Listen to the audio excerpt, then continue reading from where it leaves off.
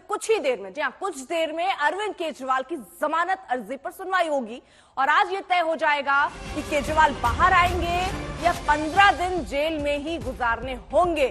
इससे पहले की तारीख पर हाईकोर्ट ने ईडी से जवाब मांगा था। कल ईडी ने जवाब दाखिल किया, केजरीवाल को मुख्य साजिशकर्ता के तौर पर बताया और अब कुछ ही देर में सुनवाई शुरू होने वाली है। सबकी नजरें उस पर है क्योंकि उसी से बहुत सारी चीजें आगे तय होंगी, जिनमें सबसे जरूरी ये कि अरविंद केजरीवाल जेल में रहेंगे या उनके लिए आगे राह आसान होगी।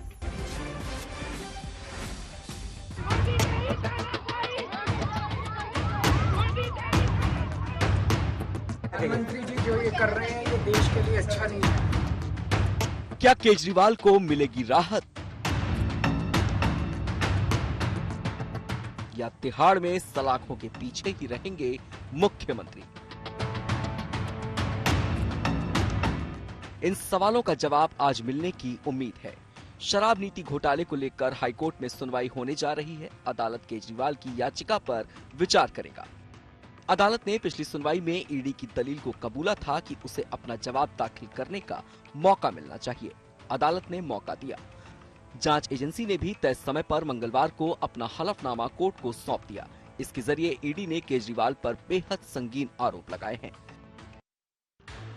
जांच एजेंसी ने इल्जाम लगाए हैं कि अरविंद केजरीवाल ही शराब घोटाले के किंगपिन हैं और मुख्य साजिशकर्ता भी हैं। मुख्यमंत्री इस साजिश में बराबर के हिस्सेदार और राजदार थे। ईडी ने यह भी कहा है कि उसके पास केजरीवाल को गुनहगार मानने का पूरा साक्ष्य है। ईडी की माने तो शराब नीति के निर्माण में केजरीवाल का सीधा हस्तक्षेप था। शराब कारोबारियों से केजरीवाल ने रिश्वत भी मांगी थी। वहीं ईडी ने आप को भी घेरा है। हलफनामे में कहा गया है कि इस घोटाले में आम आदमी पार्टी भी अहम लाभार्थी है। सिर्फ केजरीवाल ही नहीं, आप भी गुनहगार है। साथ ही ईडी ने यह भी कहा है कि केजरीवाल ने खुद हवाला का लेन देन नहीं संभाला। अपने इस जवाब के जरिए हाईकोर्ट के सामने ईडी ने केजरीवाल की रिहाई की मांग का विरोध किया है। साथ ही गुहार लगाई है कि ट्रायल कोर्ट का आदेश उचित है, हाईकोर्ट के दखल की कोई जरूरत नहीं। ईडी की ओर से जवाब मिलने के बाद अब सभी की नजरें हाईकोर्ट की ओर टिकी हुई हैं। संजय सिंह की जमानत के बाद सीएम केजरीवाल के लिए आज का दिन बेहद अहम है। केजरीवाल ने अपनी याचिका के जरिए ईडी की गिरफ्तारी पर सवाल उठाए हैं। साथ ही अदालत से मांग की है कि उन्हें रिहा किया जाए। उन्होंने गिरफ्तारी को अवैध और गैर कानूनी बताया है। बस कुछ घंटों का इंतजार है जब दिल्ली हाईकोर्ट ईडी के जवाब के बाद सुनवाई करेगा और अपना फैसला सुनाएगा। दिल्ली से संजय शर्मा और मुनीश पांडे के साथ आज तक ब्यूरो। संजय शर्मा हमारे साथ, हमारे सहयोगी इस वक्त जुड़ चुके हैं कोर्ट के बाहर। संजय, कितनी देर में होगी सुनवाई शुरू? सुनवाई शुरू होने मुझे लग रहा है 11:30 बजे के करीब सुनवाई शुरू हो जानी चाहिए, क्योंकि अभी जो मैटर लगे हैं वो मैटर जितनी देर में, जितनी जल्दी वो निपट जाए उतनी जल्दी सुनवाई शुरू हो जाएगी। तो ऐसे में हम सारे लोगों की निगाहें उधर ही लगी।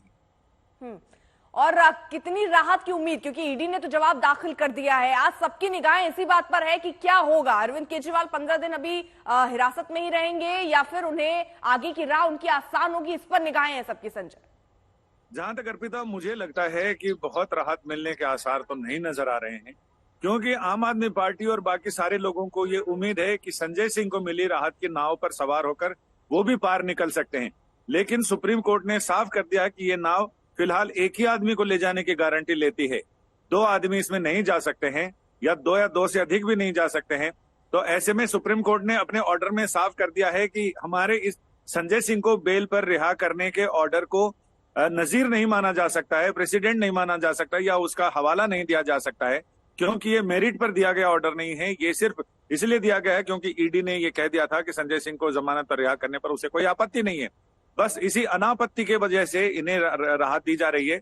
लेकिन इस राहत के इस आधार पर कोई और दूसरा अभियुक्त ऐसे ही मामले में राहत का हकदार नहीं हो सकता है, तो ऐसा दावा नहीं किया जा सकता। सुप्रीम कोर्ट ने संजय सिंह को राहत दी तो हमें भी राहत दे।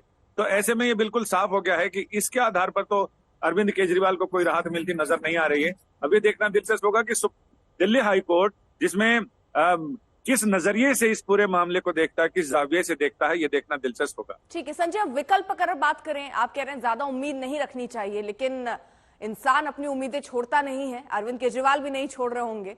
इसके बाद उनके पास विकल्प क्या है? उम्मीद की राह कहां दिख रही है? यहाँ से राहत नहीं मिलने पर वो सुप्रीम कोर्ट का रुख करेंगे और ऐसे में आम आदमी पार्टी का भी ये मानना है कि जब सभी तरफ से राहत नहीं मिलती है तो सुप्रीम कोर्ट से उन्हें अब तक राहत मिली है, तो ऐसे में उनकी उम्मीद है कि सुप्रीम यहाँ नहीं तो सुप्रीम कोर्ट से उन्हें राहत मिल जाएगी। यानी उम्मीद पर तो दुनिया कायम है और उनके लिए उम्मीद की एक वाजिब वजह भी है।